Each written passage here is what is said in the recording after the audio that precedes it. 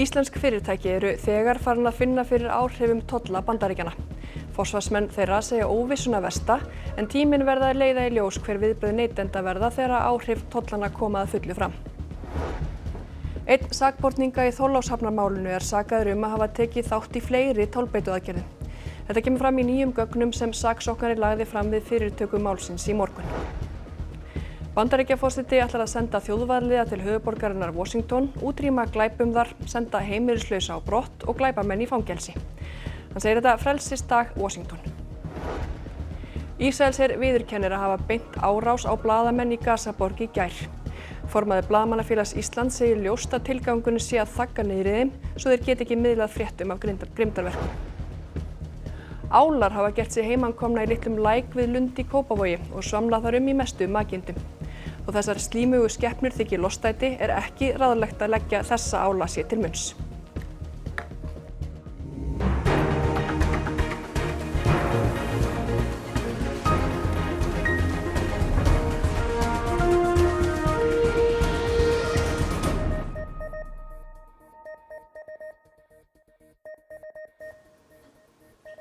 Gott kvöld. Óvissa er framundan hjá íslenskum fyrirtækjum sem reiða sig á sölu til Bandaríkjanna. Á næstu vikum kemur í ljós hvort bandarískir neytendur halda að sér höndum og kaupa minna af íslenskum fiski, húðvörum eða fæðubótarefnum.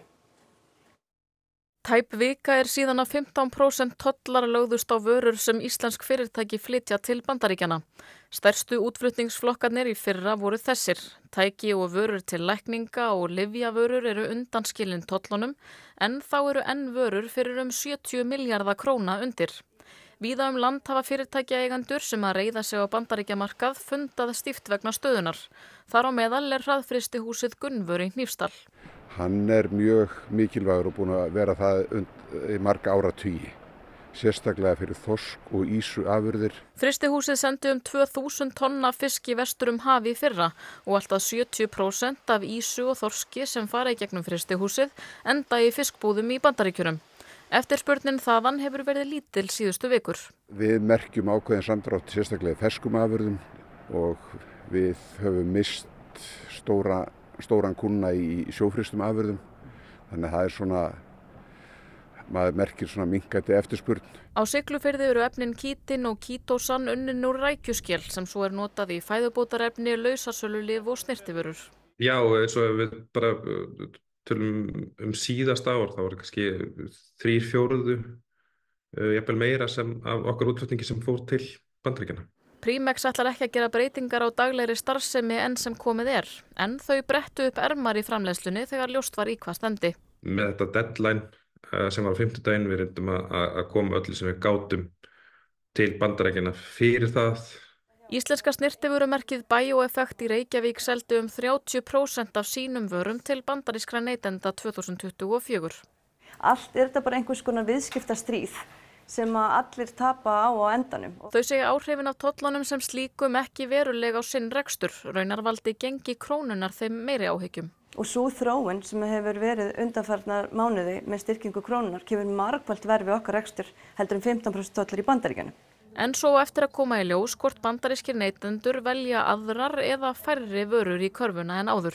Þú veist það er líka ennþá bara svo mikil óvissa og mér finnst miklu meiri óvissa í loftinu, þú veist varðandi innan toll, bara hvaða áhrif mun þetta hafa á neysluhegðun og kauphegðun í Bandaríkjunum. Undir það taka þau fjölmörgu fyrirtæki sem Fréttastofa hefur rætt við síðustu daga. Óvissan virðist allt kring og vegna hennar vildu forsvarsmenn margra fyrirtækja raunar alls ekki ræða áhrif tollanna við Fréttastofu. Og það er mjög óþægilegt að vita ekkert hvað gerist næst í raun og veru. Einn sakborninga í Þorlákshafnarmálinu er grunaður að hafa tekið þátt í fleiri tálbeituaðgerðum og haft þannig fé af fólki. Verjandi annars sakbornings segir hann hafa verið beittan ofbeldishótunum og þrýstingi í aðdraganda manndrápsins. Fyrirtaka í málinu fór fram í héraðsdómi Suðurlands í morgun. Ákæruvaldið byrjaði á að leggja fram ný gögn sem sýna að einn sakborninga, Lúkas Geir Ingvarsson, er grunaður að hafa áður reynt að hafa fé af fólki í gegnum tálbeituaðgerðir. Lúkas er einn af 3 sem ákærður er fyrir manndráp, að hafa numið karlmann á 70-aldri og brott af heimili sínu í Þorlákshöfn eftir tálbeituaðgerðir, beitt hann hrottalegu ofbeldi tímunum saman og síðan skilið manninn eftir í blóði sínu í Gufunesi. Verjandi Lukasar krafðist þess að gögnin yrðu dregin til baka með vísan til þess að þar væri önnur rannsókn sem ekki hefði verið leidd til lykta. Þá lagði verjandi Matthíasar Björns Erlingssonar fram greinargerð þar sem hann segir að skjólstæðingi hans hafi verið hótað af Lukasi og Stefáni Blackburn og hann verið beittur þrýstingi og boðvaldi til þess að koma á staðinn og vera viðstaddur ofbeldið. 2 önnur eru ákærð í málinu fyrir hlutdeild í frelsissviptingu og ráni og peningaþvætti. Aðalmeðferð málsins hefst 25. ágúst. Bandaríkjaforseti heitir því að útrýma glæpum úr höfuðborginni Washington. Hann ætlar að senda þjóðvarðaliða til borgarinnar og hefur fært lögregluembætti hennar undir alríkisstjórn. Trump tilkynnti fyrirætlanir sínar á blaðamannafundi í dag. Hann ætlar að kalla herinn til borgarinnar ef þörf krefur. Þá ætlar hann að senda heimilislausa á brott úr borginni og alla glæpamenn í fangelsi. Þetta í annað sinn sem Trump kallar út þjóðvarðaliðið í þessari forsetatíð. Hann sendi þjóðvarðaliða til Los Angeles í júní vegna mótmæla gegn innflytjendastefnu stjórnvalda. I'm announcing a historic action to rescue our nation's capital from crime, bloodshed, bedlam, and squalor, and worse. This is Liberation Day in D.C., and we're going to take our capital back. We're taking it back. Let me be crystal clear. Crime in D.C. is ending and ending today. We are going to use every power we have to fight criminals here. President, thank you for caring about our capital. Velkomin Friðjón. Þetta í fyrsta sinn sem Bandaríkjaforseti beitir þessari heimild að taka yfir stjórn lögreglunnar í höfuðborginni. Að þínum mati ástæða til að grípa til svo róttækra aðgerða? Kallar ástandi í Washington á þetta? Nei, það mikið glæpi í DC og hefur lengi verið. Það hefur farið batnandi núna undanfarin 2 ár eða 1,5 ár, meðal annars vegna aðgerða borgarstjórnar. Þannig að nei, í raun og veru ekki, en þetta bara pólitík. Já, einmitt. Samtök sem að vinna með heimilislausum hafa bent á að heimilisleysi hefur sömuleiðis dregist aðeins saman þar undanfarin ár, eins og þú nefnir að glæpatíðinni sömuleiðis aðeins á undanhaldi. Þú bjóst nú í Washington, ég meina ástandið eitthvað verra þarna en í öðrum borgum, þegar heimilisleysi til dæmis annars vegar? Það var ekki mín upplifun, en það var reyndar þannig að maður passaði sig á því að fara ekki inn á ákveðin svæði. Og ég held að það sé bara þannig í öllum borgum í Bandaríkjunum og víðar að fólk passa sig á því að halda sig frá ákveðnum svæðum. Þannig að mín upplifun af DC og þegar ég hef heimsótt hana síðan að við fluttum heim bara að þetta sé frábær borg og frekar auðvelt og gott að vera þar. Einmitt. Þú nefnir þarna að þetta sé pólitík. Þetta bara pólitík þetta útspil hans að grípa til svona róttækra aðgerða? Já, ég meina þannig hefur hann alltaf spilað. Alveg frá því hann kom fram fyrir 9 árum síðan í pólitík, að þá hefur hann alltaf spilað þennan leik að tefla fram og skella fram einhverju umdeildu máli sem að grípur athyglinna og fangar athygli fjölmiðla og almennings til þess að dreifa athyglinni frá ykkur öðru. Kannski þetta vegna Epstein-skjalana eða bara hún gengur illa í skoðanakönnunum og staðan erfið, þannig að maður veit ekki. Eins og segja, hann bara að spila pólitík og þetta er einhvers konar pólitík sem við þekkjum ekki endilega en sem betur fer. Já. En þetta þessu var einhver staðar mótmælt í dag, við sáum kannski smá myndir af því. Þetta vænlegt til vinsælda fyrir Trump ef hann ætlar að nota þetta í þann tilgang? Já, það eru þetta hópur af fólki sem trúir því sérstaklega að allar borgir í Bandaríkjunum séu einhvers konar sódómur og gómurur. Þannig að það sé erfitt að og sérstaklega borgirna sem undir stjórn demókrata. Hann nefndi nokkra borgir á blaðamannafundunum í morgun eða í dag. Engar þeirra voru úr ríkjum þar sem að repúblikanar eru við völd, sem eru þó einna vestu borgirnar, sem eru borgir eins og St. Louis, Missouri, Memphis, Tennessee, New Orleans í Louisiana. Þar er ástandið miklu verra heldur en í raun og veru í DC, en þar ráða repúblikanar. Einmitt. Hann segist að hreinsa göturnar. Hvað verður heimilislausa fólkið sem hefst við á götum Washington, þau sem ekki fara í fangelsi?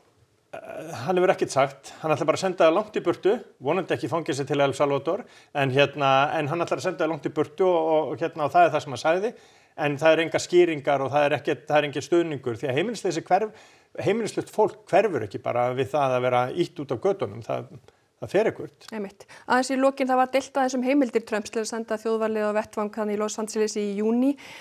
Nú lítur höfuðborgin aðeins öðruvísi lögmálum en svona ekki hefðbundi ríki. Er eitthvað deilt heimildir hans til þess að gera þetta? Nei, þær eru alveg skýrar að hann hefur þessar heimildir en það gilda bara í 30 daga nema þingið stígi inn í.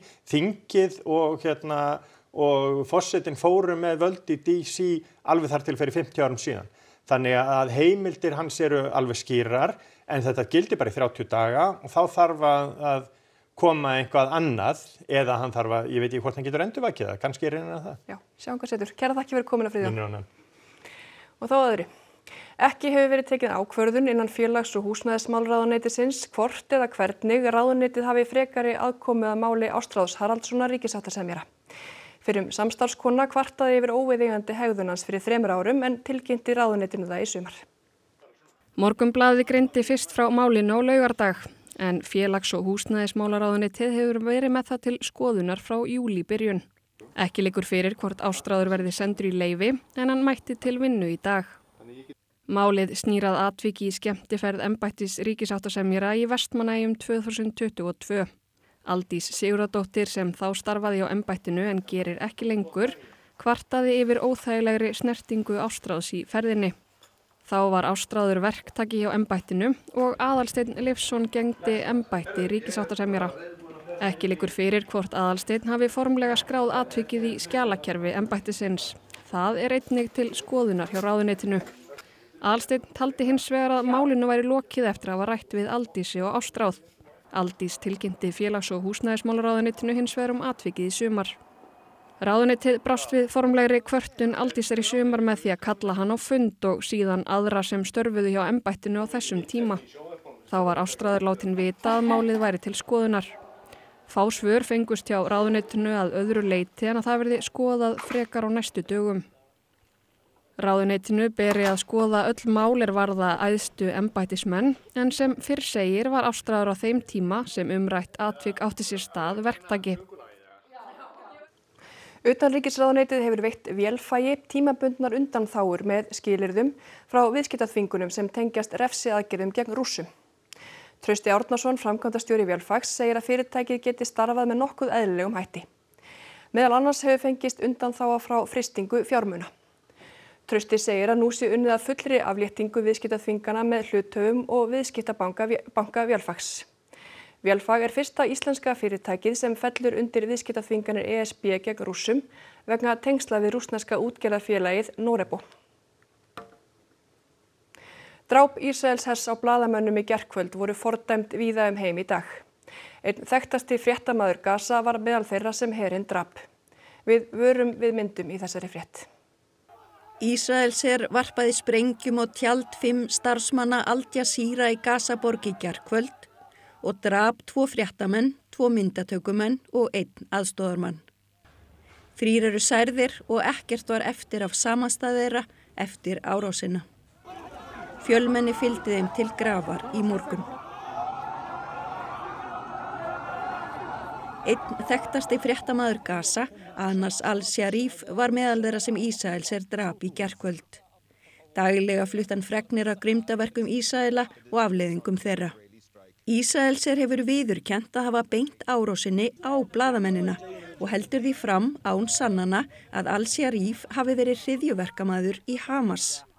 Samtök blaðamanna víða heim saka Ísraela að hafa sett ásakanirnar fram til að réttlæta morð á honum. Við erum að sjálfsögðu bara harmislegin yfir þessum fréttum. 5 blaðamenn myrtir við störf í gær og þá er talan að nálgast 190 blaðamenn sem hafi verið myrtir bara síðan í loka árs 2023 og þetta er bara það stríð sem hvað flestir blaðamenn hafa fallið bara í sögunni. Sigríður Dögg segir átakanlegt til þess að vita að Ísraelsher beini árásum sérstaklega á blaðamenn. Herinn meini erlendum fjölmiðlum aðgang að Gaza og því séu allir blaðamenn þar Palestínumenn. Er það stríðsglæpur að drepa blaðamenn? Já, það er stríðsglæpur og við þurfum að stíga harðar fram til þess að koma í veg fyrir að frekari stríðsglæpir verði framdir. Það er náttúrulega augljóst hvers vegna Ísraelsmenn eru að ráðast á blaðamenn og targetera þá sérstaklega bara til þess að þagga niður í sannleikanum, til þess að almenningur sjá ekki þann hrylling sem þarna er í gangi. Miklir skógareldar hafa geisað í Frakklandi, Portúgal og á Spáni. Víða hefur hiti farið yfir 40 stig. Í Suður Frakklandi hafa eldarnir brennt 16.000 hektara landsvæði. Í Portúgal hafa skógareldar geisað austur af Porto. Á Spáni hafa yfir 1000 manns þurft að flýja heimili sín. Einnig loga eldar vestanhafs til að mynda í Kaliforníu í Bandaríkjunum og Albertafylki í Kanada. Á Nýfundnalandi á austurströnd Kanada hafa 5.000 hektarar brunnið og 14.000 hafa þurft að yfirgefa heimili sín. Íslenskur aðstoðarslökkviliðsstjóri sem er búsettur þar segir að slökkviliðið sé vongott að hafa náð stjórn á útbreiðslu eldana sem hafa logað í rúma viku. Þetta var mest í fyrradag þar sem að svæði stækkaði 1000 hektara yfir nóttina. Vindurinn tók upp töluvert þá nótt og kvöldið þegar dimmaði og yfir í morgunsári þá brann 1000 hektar. Búið er að rýma 8 þorp í nágrenni við borgina Kingston. Neyðarástandi var lýst yfir á nokkrum svæðum á laugardag. Og ég held að séu 8 slökkvilið að berjast við þetta. 4 flugvélar og 3 þyrlur. Viðvaranir vegna hita eru í gildi út vikuna. Á Nýfundnalandi er slökkviðstörfum sinnt af sjálfboðaliðum í minni þorpum. Við komum bara á svæðið og okkar starf hefur verið í það að bleita hús og setja kvoðu á hús næst eldinum og slökkviliðin hafa bara verið að byggja upp blauta línu, setja kvoðu, blanda vatn yfir húsin og jörðina til þess að reyna að stöðva þetta. Það hefur verið okkar verk.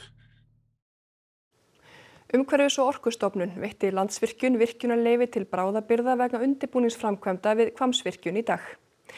Leyfið tekur til undirbúningsframkvæmda sem voru þegar hafnar og gildir í 6 mánuði. Þær felast meðal annars í uppsetningu vinnubúða, aðkomu vegi og annarri vegagerð innan framkvæmdasvæðis og efnisvinnslu fyrir vegagerð.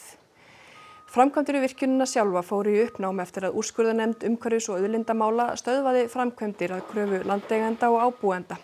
En Landsvirkjun hefur óskað eftir 9 framkvæmdarleyfi á grundvelli laga sem Alþingi samþykkti í vor. Lífríkið í Fossvogslæk við Lund í Kópavogi blómstrar þessa mundir því þar svamla álar í lygnum straumnum. Líffræðingur segir þetta óvænt en afar ánægjulegt. Það hafa eflaust einhverjir rekið upp stór augu við að líta ofan í þennan læk hér, því hér hafa álar gert sig heimakomna. Þeir eru þarna, þeir eru nú ekkert mikið fyrir það að láta sjá sig, þeir eru frekar fyrir það að vera svona, vilja vera í skugganum. En þeir voru ekkert að fela sig þegar myndatökumaður leit við í morgun.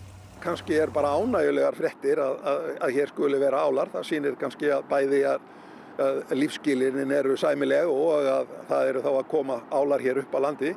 En álarstofninn hefur minnkað verulega og heimsvísu er hann innan við 10% af því sem var í kringum 1970. Állinn vex hægt og það getur tekið hann 10 til 40 ár að ná kynþroskastærð. Má búast við að þeir verði bara hér til frambúðar? Þeir vaksa hér upp, þangað til að verða kynþroska. Þá leita þeir bara eftir sinni eðlis ávísun til hafs og senda þá vonandi til alla leið suður í Þangaf. Suður í minni Mexíkóflóa þar sem þeir hrygna og afkomendur þeirra koma þá vonandi hér hingað tilbaka. En leiðin í lækinn var ekki beinlínis skrið. En það er þekkt að álar geta skriðið upp og með fram fossum og jafnvel yfir votlendi eða tún. Þetta er áll sem er býsna stór, hann er ábyggilega hátt í 40-50 cm, þannig að hann er nærri því að vera fullvaxinn. Állinn er af mörgum talinn herramannsmatur. Eins og þeir segja í Danmörku að það er svona delikatess þegar þeir vilja gera vel við sig þá fá sér heitreiktan ál. Hann hins vegar friðaður og ef einhverjir hugsa sér gott til glóðarinnar eftir þessa frétt, ættu þeir mögulega að hugsa sig tvisvar Þetta náttúrulega frárensli, við vitum ekki hvað í því. Þetta ekki, og lækurinn hérna í Fossvoginum var einu sinni kallaður skítalækur. Við ætlum að halda okkur í dýraríkinu, því hundur í Vancouver í Kanada þykir hafa sannað sig sem varðhundur eftir hann hrakti stóran skógarbjörn á flótta. Björninn kom inn á heimili hundsins og var að gæða sér á hundamat þegar uppumann komst. Hundurinn brást hinn versti við þessum óvelkomna gesti, gerði sig eins ógnandi og hann mögulega gat og hræddi björninn svo hann forðaði sér út úr húsinu, yfir garðinn og í burtu. Atgangurinn náðist á eftirlitsmyndavélar og hafa milljónir horft á myndband af honum á samfélagsmiðlum á TikTok. Og þá að veðri. Suðlæg eða breytileg átt á morgun yfirleitt fremur hæg. Rigning á köflum mest allt land en styttir upp og léttir allvíða til sunnan og vestanlands annað kvöld. Hiti á bilinu 8 til 15 stig. Við förum nánar yfir veðurhorfurnar að loknum íþróttafréttum.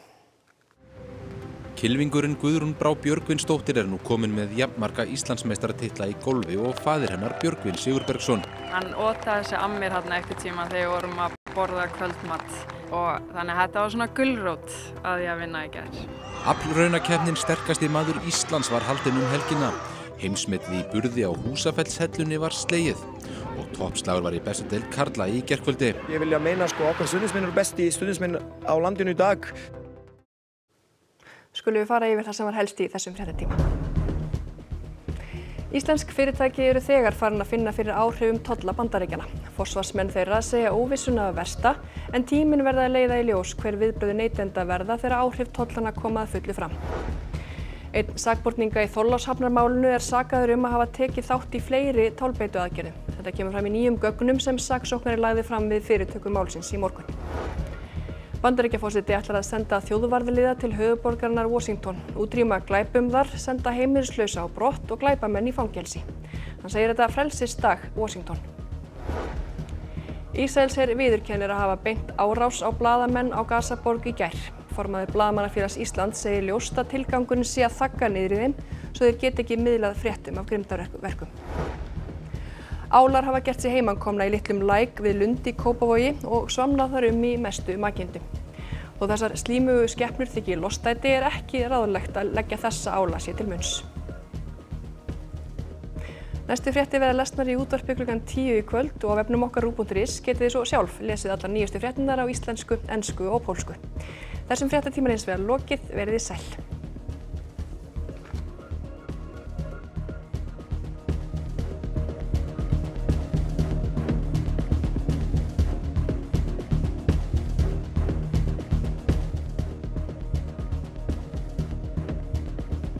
Á RÚV í kvöld.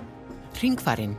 Í fyrsta þættinum fylgjumst við með Kristjáni Gíslasyni og Ásdísi Rósu Baldursdóttur fikra sig niður